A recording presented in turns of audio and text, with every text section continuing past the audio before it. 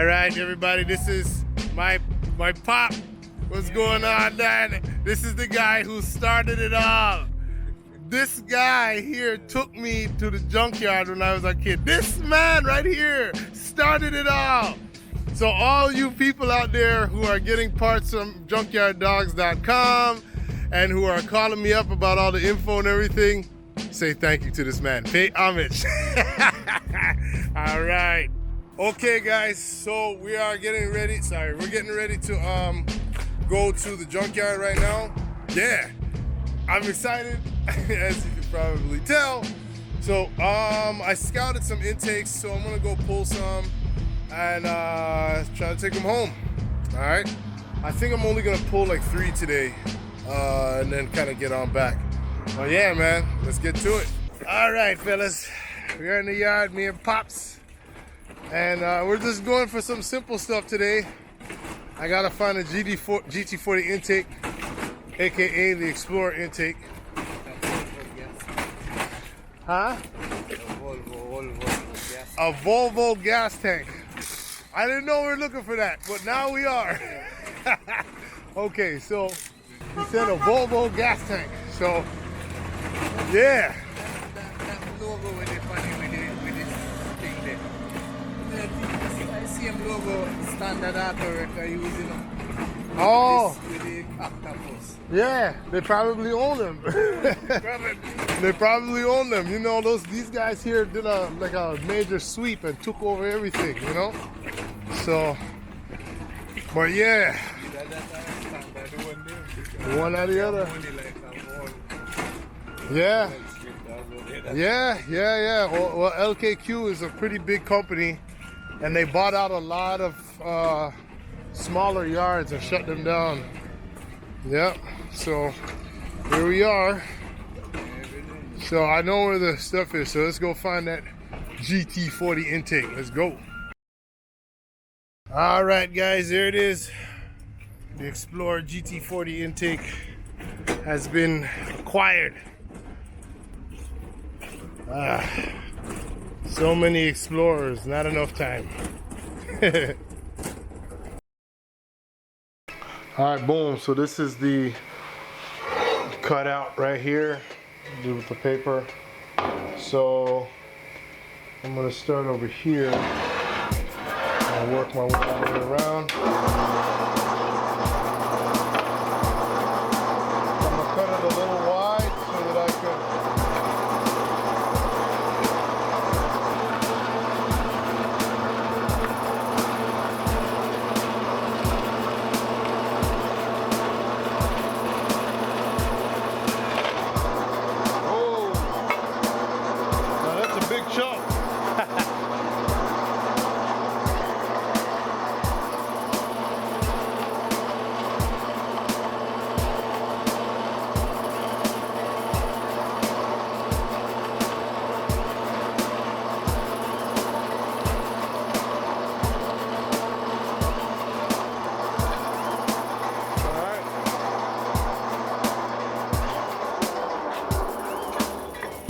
another big biscuit cut out.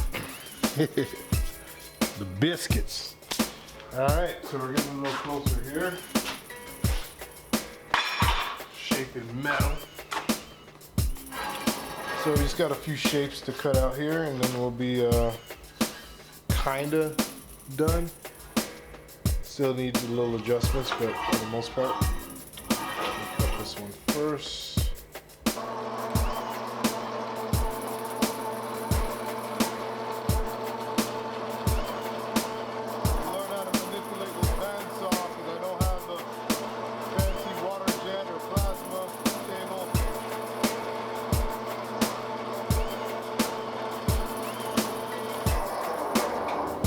All right, so went from the carton paper to an actual bracket shape.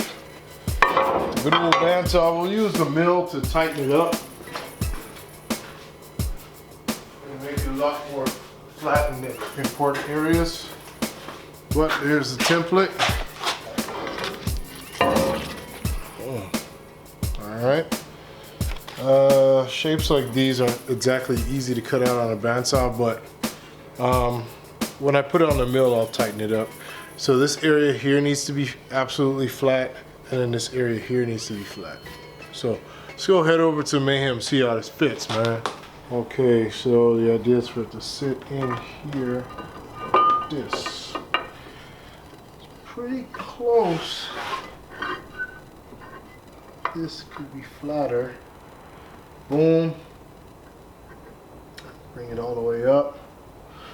And then this is right there like that. So this, so if I get that, this part here needs to come over a little bit. Looks like, you know, because the thing is with paper, you know, paper is paper, so it's not really like exact. So I have to, I would more like to kind of go off of this part here and see how high it comes. I did that on purpose. Let me zoom out here. See how I did that on purpose, left all that meat up there so that I would be able to rein it back if I had to. All right, so basically what I'm gonna do is I'm gonna start by, I'm gonna have to remove this belt and this pulley, maybe the alternator. And then what I'll do is I'll go on the mill and make this part here absolutely flat. So I'm gonna take the little angle finder, make sure it's at 0, and then make sure this is all the way flat, because I want this area to be the primary area where we start mounting it from, because it's a little harder to get that angle. And then once we do that, we can start to figure out how to get this a little tighter to fit flush. And then it looks like to me too, like I might have to take this bracket off and really do something to it to make it more flat, or I can add a piece on there. I don't know, but yeah, that's what it is. Damn, it's right up in there, just like that. Okay, this is like crazy. Don't know if this is gonna work. It's probably gonna vibrate like hell, but I'm gonna try to take a really light cut. So what I did to get this area flat was I used this angle finder to kind of get up in there and get it as flat as I could. And yeah, looked like it moved a little bit, but I don't know. Just depends, but that's about as flat as I'm gonna get. I think I got it to like, I think it was like 0.2, 0.1. I'm gonna go ahead and put in the end mill, try to take a swipe at it, see what happens.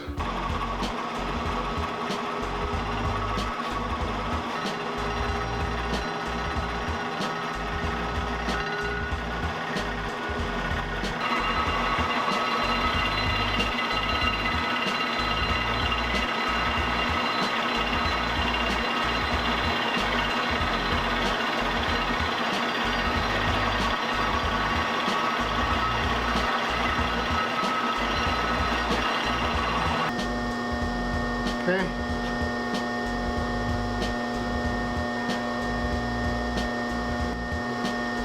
Got him. All right.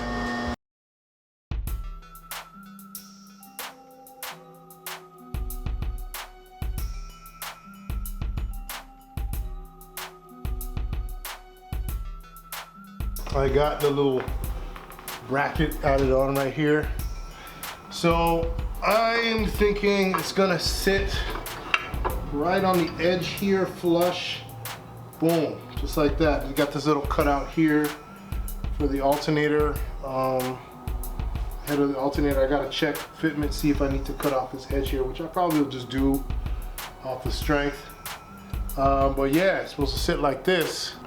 All right, because it's such a small area, I can't put a bolt right here because I wanted to put 2 bolts this way and 2 bolts that way. So I was thinking maybe we could just squeeze like maybe 2 of them in there. So first I was thinking we could use countersink bolts, but the problems with that is this bracket's so thin that if we countersink it, that it pretty much ruins the integrity of this bracket, in my opinion. That'll be interesting to see how I make that work. So yeah, I'll put 2 bolts there and then tap the, actually no, I shouldn't tap it. I know what I'll do. I'll drill all the way through and then put a nut on the other side with a lock washer. Yeah, that makes more sense. All right, boom.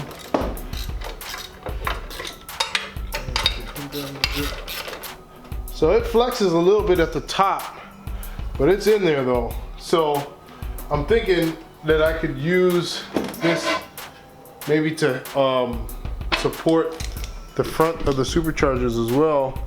Now it's coming up all high right now because I gave it extra space so I could, you know, so it will be cut down and then shaped. But this is just, you know, my prototype. But he's in there. Just got a little give at the top, but he's in there. So, yeah, if I could just figure out something up here to give it that extra stability, man, we're in the game. So I'm thinking I'll make a bracket that attaches to the front plates of these superchargers, and then I'll cut around the brackets, and boom, we got front support for the Supercharged. This is now the actual shape, and the other one was like a prototype, but this is the actual shape. So I'm just cutting out the cavity like I had before for the pulleys. This one doesn't got to be as deep as that other one. That other one's pretty deep. This one is only 200 thousandths deep.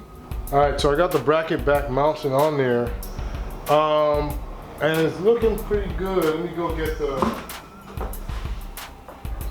So I'm gonna do like a little mock-up, and I'll put this line in the middle of the till where the center of it is, so I can match it up with the crank. Boom, like that. And it actually holds on its own. All right, so those who didn't understand how this went, this slides in here.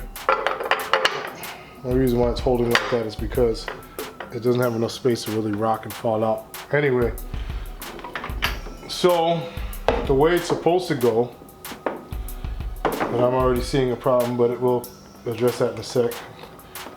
The tensioner is in between here, right? The belt goes down under the crank. There's one idler, comes around like this. The other idler, just like that, so you can see, and then the tensioner is going to sit in the middle, right in here. So that these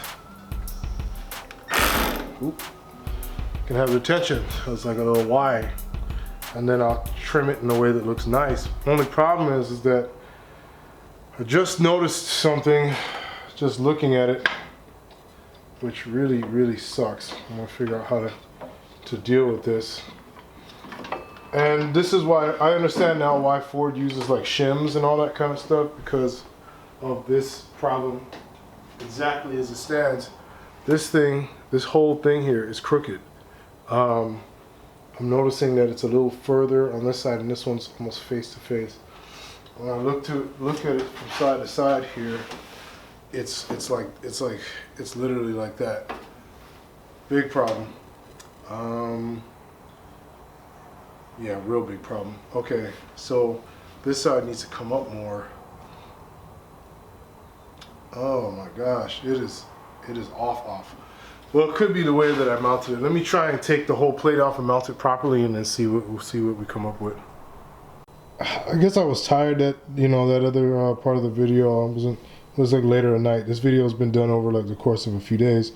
So I'm gonna keep this one because this bracket here kind of is where it is. There's no real place for me to go with it. So, but this one, as you see here,